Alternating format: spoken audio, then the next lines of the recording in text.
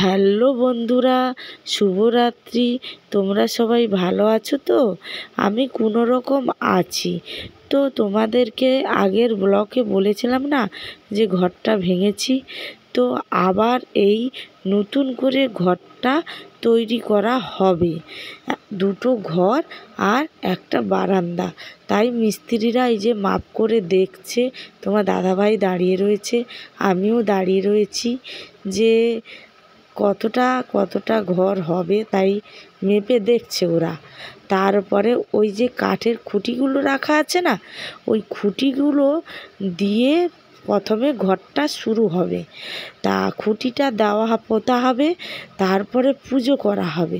তা পুজোটার ব্লগ এখন দেখাচ্ছি না তোমাদেরকে, পুজোর ব্লগটা পরে দেখাবো তোমাদের। এখন এইটুকু দেখতে থাকো। এই যে খুঁটিটা দেওয়া হলো, তারপরে এবার শুরু হবে ঘর। তো বন্ধুরা দেখতে থাকো। টাটা, পরের ব্লগ আবার দেখা হচ্ছে। শুভরাত্রি।